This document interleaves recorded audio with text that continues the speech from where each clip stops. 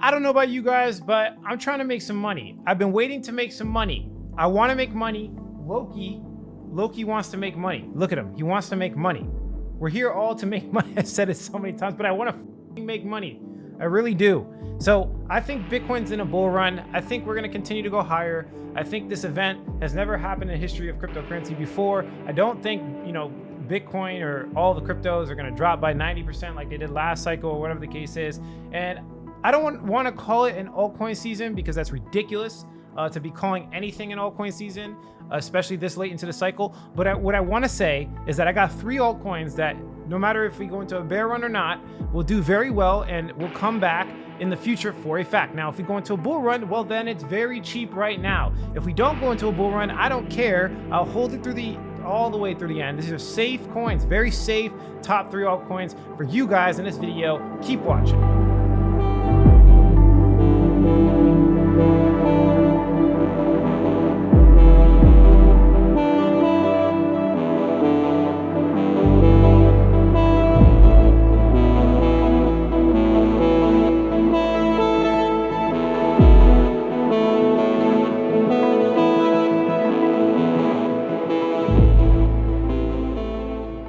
What's going on, everybody? Alex back with another video, and let's just hop right into it. If you appreciate this content, like the video, subscribe to the channel, and of course share it with a friend. I talk about cryptocurrency, sometimes entrepreneurship, sometimes people hate me because of my clickbait, but I think it's all good because the ends justify the means. If we come over here, there's this chart that I've been pretty much spamming over and over again to you guys, and it basically shows a lot of different specific events. Now, this is not the only reason why I think we're going into a bull run. There's multitude of reasons, but this is like a very big signal for me, which is the Altcoin launch. Now, if you guys don't know how cryptocurrency work, essentially all of the biggest credibility and from different projects, from different hedge funds, from like different infrastructure, like infrastructure projects like Infuria, different organizations, they all kind of work together. They work together to ensure the success of crypto, of course. They come to consensus on certain things, and I think they all came together to push the price of Ethereum up, which is catalyzing Bitcoin as well. I think to a certain extent, what's going on right now is that they want to push up Ethereum past Bitcoin, and it just happens to be that Bitcoin's moving with it. Now, Ethereum's moving more, but it looks like they're collaborating together to get this ETH thing off the ground. They really want ETH to continue to move higher and higher. So there's just a couple of ways, and this is a never-ending thing. This is from my own research, by the way, guys. Didn't really take this from anybody. I'm actually creating Fundamental Secrets 2.0. If you want to get access to that, I'm doing a 5-day, $5 trial. The link will be in the description below, so take advantage of that. FS 2.0 is coming out in the next month or so. I already have a whole bunch of videos, and this is actually part of it. This is the foundation section of FS 2.0, and basically the market moves most of the time through these events, and you can really see it in this chart here. The bottoms and the tops are just like very specific. It's usually a couple of things. So for Bitcoin, the bottom, there's usually forks, and it's because the hash rate is super low, and somebody wants to obtain control over this massive network. Then we have halving events, which can catalyze it in a negative way towards the when we're far away from the halving event of Bitcoin, it can catalyze it in a negative way. And then if we're, coming up to the halving event, it can catalyze it in a positive event. And then we usually have some type of traditional finance thing. And then also I would add to the category of both some type of figure, right? I would add a figure or a person. Sometimes it's China, sometimes it's Elon Musk, sometimes it's the Winklevoss twins, which can catalyze it in both directions. But you can clearly see that at the tops, there's always some type of exchange hack or traditional finance, something to do with traditional finance hack, right?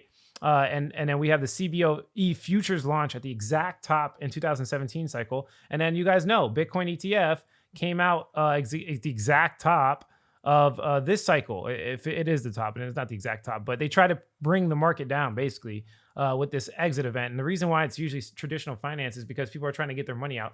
Big whales are trying to get their money out of the market so they can realize some profit, right? So they need these big events to get that exit liquidity. Again, so if we kind of like look at everything, we have forks, we have halving events, we have public figures, we have traditional finance is usually the top. When they start stepping in some type of way, it's usually the end of markets. Now, Ethereum has some big movers, and I haven't dove extremely deep. This is incomplete. Again, I'll be launching the full version of FS 2.0 in the next couple of months. But Ethereum, okay, moves with innovation. At the bottom, when they had a decentralized exchange launch called Uniswap, and it started getting some traction, some real traction, and we had some apps that were being traded on Uniswap. This was like the start of the DeFi boom. Which catalyzed basically this massive altcoin cycle. I was reporting on it back in the day. You guys can go watch my old videos if you want. But yeah, the DeFi boom made us a lot of money. I got pretty rich off of the DeFi boom. So usually we'll have some type of like 0 to 1 innovation or something that's really, really big, at the bottom of Ethereum markets. And then, we have upgrades, right? So the forks, ETH 2.0, EIP 1559, it could catalyze the market in a positive or a negative direction. This cycle, it catalyzed it in a positive direction. And then usually what I've noticed at the top is the ETH Foundation sells. We actually have a lot of evidence that ETH Dev sold multiple times at the tops of the market. So we could use these kind of signals as a way to kind of see what's going on. But there's this new one that just came out, and I'll put this into the both category. And this is meme coins. They have been using meme coins like crazy to move the market in a positive and negative direction. The first instance of this was actually in May when Vitalik Buterin donated, I think it was like $500 million worth of Shiba Inu to a COVID relief fund.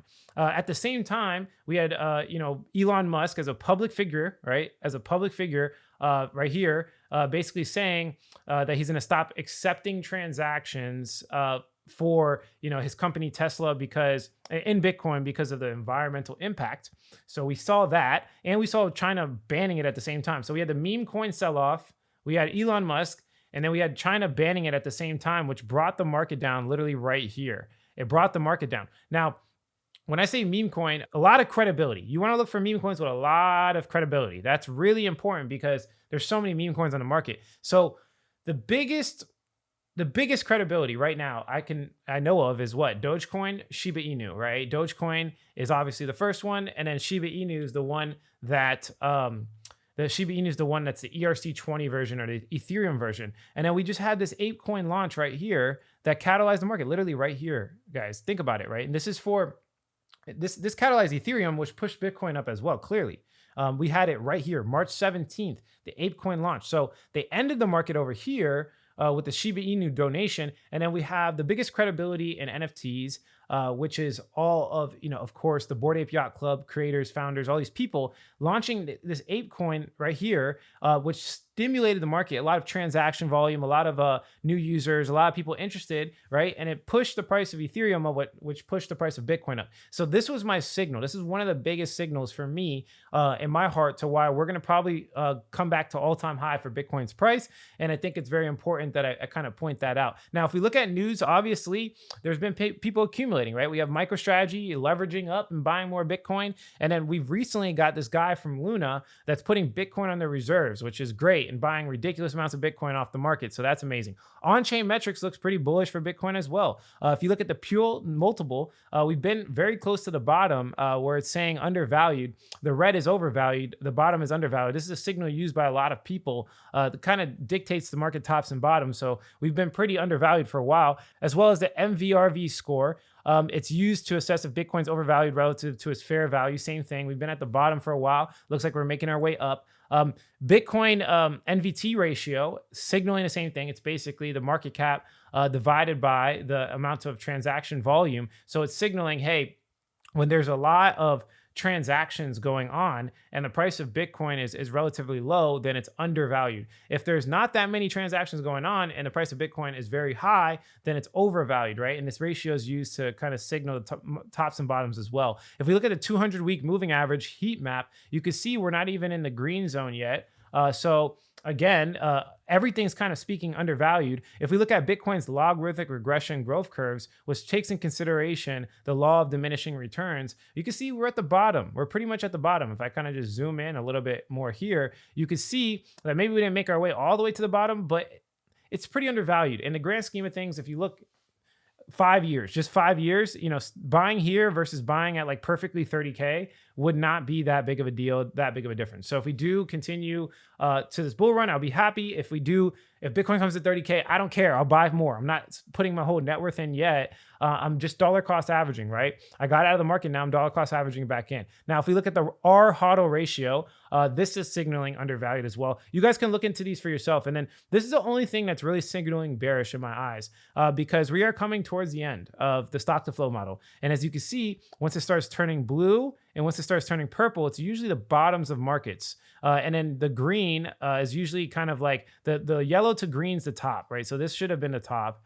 And then as we get more green, it's like it comes down and then the blue. So it's basically the color coding is the days until the next halving cycle. It's how many days is there left to the next halving cycle. And again, by the way, guys, I know you're losing some focus on the video. I just want to come in and say, look, the reason why I'm trying to figure out if Bitcoin's price is bullish, right, is because I want to buy altcoins, right? Because if Bitcoin's not bullish, Ethereum's not moving up, these altcoins will likely struggle. So I need to dictate if Bitcoin and Ethereum are doing well before we can start jumping into other things. So again, I just want to point out, as you can see here, March 16th, March 17th, Altcoin, okay, launched, right? Catalyzing Ethereum, as you can clearly see, literally at the exact bottom, breaking trend lines, right? Literally at the exact bottom, we see Altcoin getting launched, stimulating Ethereum. You guys know when there's more Ethereum transactions on the market, this deflationary, in EIP 1559, it takes Ethereum off the market, this deflationary element. So when they push a lot of transactions on ETH, it was so smart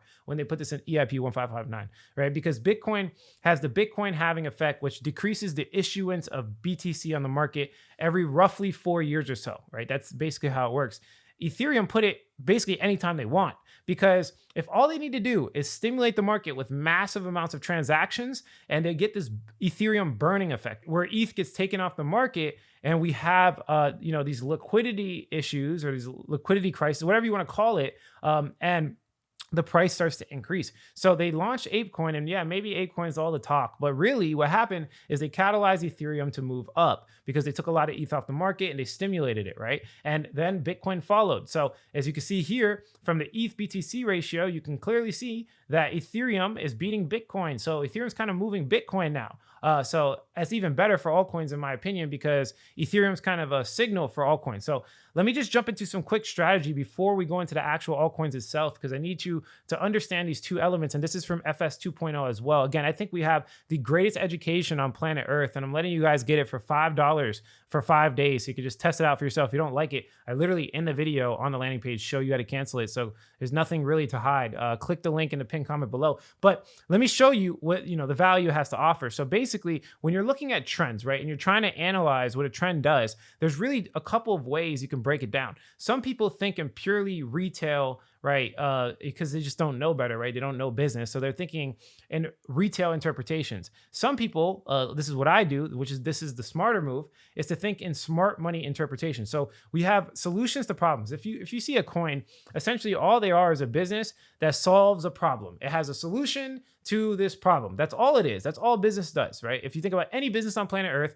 there's this massive problem. The business solves that problem, comes with a nice solution, and then gets paid for it, right? Same thing with crypto, okay? These cryptos all have a solution or a potential solution, but we have two really big types of interpretation. We have the retail interpretation. I saw this with VeChain, and people are saying, oh, VeChain pumped, Alex, you're wrong. I wasn't really wrong. VeChain went down like 80-something%. I still think it's bad. I just think that it has a strong community, and this community, this retail interpretation is big. But I think smart money really understands that, VeChain's probably not that good. And this big pump that we're seeing in VeChain might come to an end very quick. So be careful if you have a bag, definitely take some profits. But the smart money interpretation is what I'm really looking for. It's basically kind of like interpretation inception. You want to understand what smart money or people with a lot of cryptocurrency knowledge are thinking, and then retail will usually follow them. You want to follow the smart money. So it's hard to really gauge that, to be honest with you. But what I could tell you is that the next three altcoins that I'm going to be talking about has it's not only retail interpretation, like retail's like, okay, that coin's going to do well, and they'll buy it because of that. Like someone that just got into crypto will probably really understand it, but also smart money will really understand the trends that I am about to lay out for you guys in this video. So you have to hit both. You can't just be like, okay, VeChain got accepted by Walmart. Yes, it's a Walmart partner. That's like a more retail side, right? But like people that are really in crypto that understand partnerships, they know that's not that big of a deal, right? So you need something that's a big of a deal to smart money for you to move in. So another kind of chart I want to point out here is, when you're looking at product value, right? How does a product retain value? How does it get value? It's really broken into two elements, which is like marketing and then usage, or like it could be like marketing and product, right? Every business is marketing and product. But we see here is community and usage, because I want to kind of dictate how the product's being used. So for this project or whatever project it is to do well, it needs to be able to have an ability to get community to use their product, okay? Or if they already have a community, right? These two things need to be clearly shown, right? Like it needs to be clearly shown that they can get a community, they have, or they already have one, right? So one big indicator of their ability is if they already have one, right? And then if they shown over and over again that they can keep doing it, this is better, right? Because they could just keep spamming it for them to use the product, right? As well as the usage, right? Does it solve a hair on fire problem? And what I mean by a hair on fire problem is basically if I have this big issue, right? Or for example, if my hair's on fire and you're trying to sell me water, I'm going to buy the water for no matter the price because my head's about to burn off, right? So the solution, or the product market fit or whatever it is, needs to be like overwhelmingly like they have to adopt it. They need it like no matter what, right? And then does it have staying power? Do they adopt it for short periods of time? This is where you usually see charts that spike up a lot and drop a lot. And are they using it over and over again? And in most of these projects, not all of them, two of them have staying power. One of them doesn't, but I do think it's very interesting, and I do want to accumulate this coin. So let's jump into the top 3 altcoins. The first one is Shiba Inu. So let me just give you my reasons. I'm not going to deep dive. If you guys want me to make deep dives on any of these projects, I'll do it for you. I'm just going to give you like 2 to 3 simple reasons why I am accumulating. And yes, I have already accumulated these coins, so I'm putting my money where my mouth is. Shiba Inu is the second biggest meme coin on the market. Now, I just told you guys in the beginning of the video that meme coins are really, really kind of serious right now. I know a lot of people don't want to face it, like really smart people, Bitcoin maximalists, these guys, they don't want to face the fact that meme coins are a thing, but they are. Okay, I forgot the exact statistic, but Dogecoin does like 70% of all transactions on like Robinhood, which is the biggest financial app on planet Earth. Like they most of their revenue comes from meme coins, right? So there's a reason why people like them. People resonate with them. They're dogs, right? Dogs are the most viral elements on the internet. Not only that, it's just so many other reasons. I can make a whole video of why meme coins are really good. If you guys want me to, I'll break that down for you. But this is the second biggest one, right? Dogecoin is its own blockchain, right? And although Dogecoin's bigger, again, it's its own blockchain. And I just explained to you that there's a lot of people colluding to make Ethereum pass Bitcoin right now. A lot of people want Ethereum to pass Bitcoin really bad for a multitude of reasons, because it's more useful, number one, because ETH 2.0 is coming out. It's going to be extremely useful. Also, because I'm pretty sure the governments want to make their own digital currency, and they will likely launch it on Ethereum because the infrastructure is already laid out, right? So there's a lot of people wanting to make Ethereum work. So Shiba Inu is the Ethereum version of Dogecoin, right? It has all of the liquidity from Ethereum. There's way more liquidity on Ethereum than there is Dogecoin, okay? That has the brand recognition. It was the first of its kind, right? Like it has endorsements from the biggest people in the game. Like Elon Musk has talked about it, right? On his Twitter. And this is why we see these big pumps. So personally, out of all meme coins, this is the best in my opinion. It's better than Dogecoin, in my opinion. They have, again, the ability to get communities. I don't even care about the utility of it, to be honest, because I know a lot of these tokens, they make like these decentralized exchanges and stuff like that. I really don't care. I don't care about any of it. The only thing I care about is the fact that they have really good liquidity. And when the hype starts to set in, then, all the YouTubers are like, altcoin season's here, and the hype starts to come in and all these altcoins start popping off. Shiba Inu is very undervalued. Like, look at the price of this asset. I actually accumulated way below this, but look at the price. It's down 68%. So if we get an all-time high from where we at before, that's a 219%. To me, that's safe. To me, that's good. And guys, top 15, I could dump large amounts of money into this. This is ranked number 15 by market cap size. Again, I could dump large amounts of money into this, right? Loki, where's Loki? He's over there. Look at him. He's over there. So yeah, Loki, I'm buying some cryptocurrency for your brother over there. But yeah, let's jump into the second altcoin. It's Gala. I've talked about it a couple times. Again, this is also relatively cheap. They have a history of not only being able to bring new users, right? You can see because we see these big parabolic jumps, but they also only have launched really one game. It's actually crazy that they got all this adoption, all of this market cap, and they only have one game, Townstar. Now, I've broken this project down multiple times. I've talked about it multiple times. Their credibility is outstanding. You could look at my other Gala price predictions and stuff like that. But they only have this game. Imagine when they start launching Spider Tanks, Legends Reborn, The Walking Dead. Like, come on, think about all of this, right?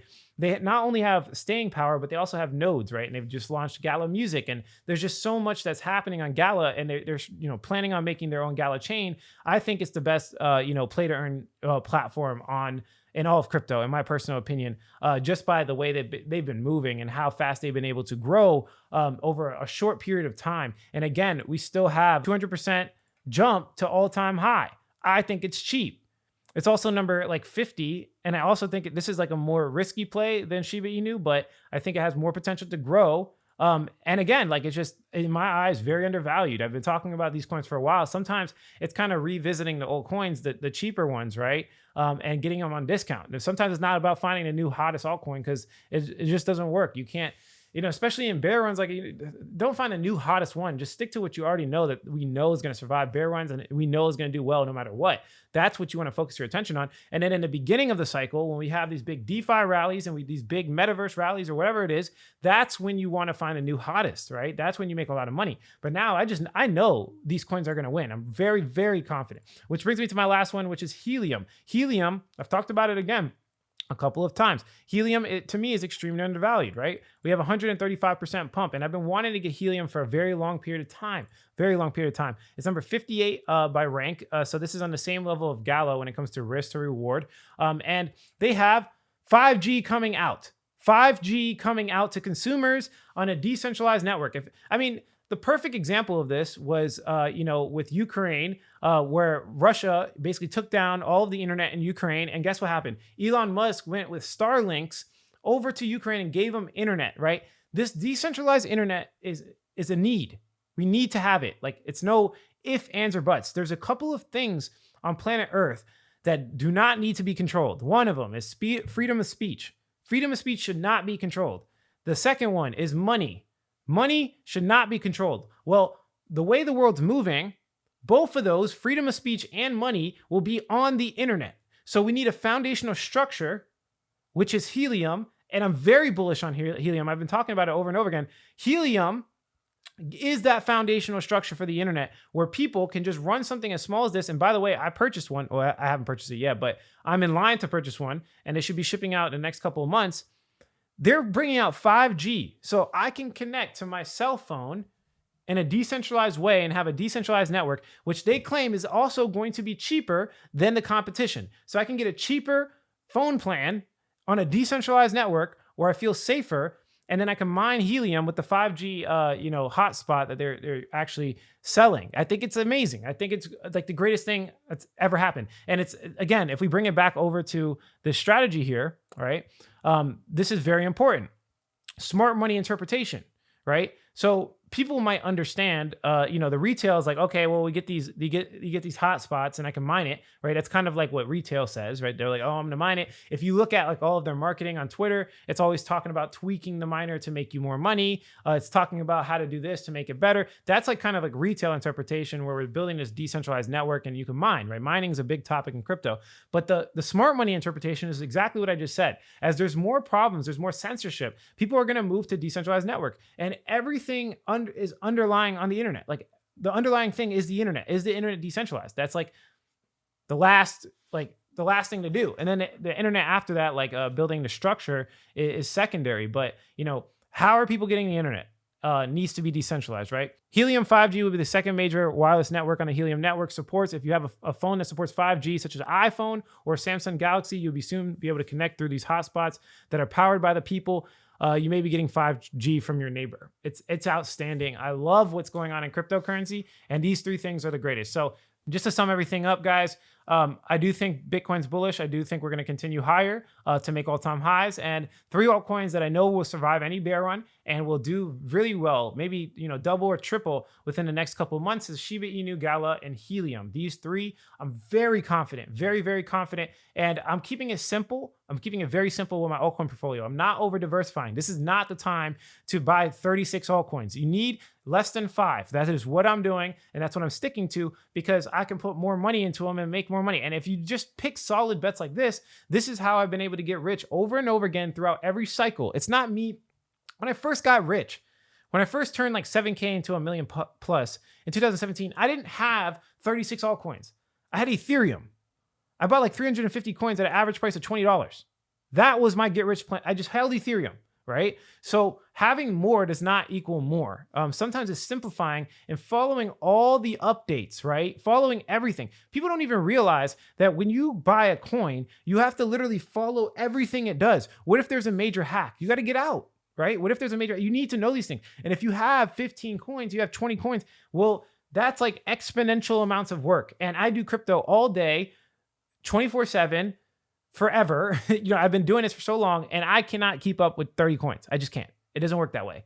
So if you're working a job or doing anything else, and if you're slightly less disciplined than me, which I'm very disciplined with what I do, then you are not keeping up with your coins, and you're probably going to get burned and lose a lot of money. And you need to get a professional trading strategy. And if you want a professional trading strategy, guys, $5 5-day trial. Link will be in the description below. I'm coming out with Fundamental Secrets 2.0. Fundamental Secrets 1.0 have made people millionaires. A lot of people have made millions of dollars off of this. We have the greatest community in cryptocurrency, the greatest education platform on planet Earth, and FS 2.0 is coming, and it will probably, again, the greatest thing I have ever done in my life, even bigger than this YouTube channel and everything else, because I'll be spreading financial independence to everybody on planet Earth. If you like the quality of this content, hit like. If you don't, leave some constructive criticism, subscribe for more video updates, and like I always say, if you don't get with it, you will get left behind. Thanks for watching, guys. Catch you in the next one.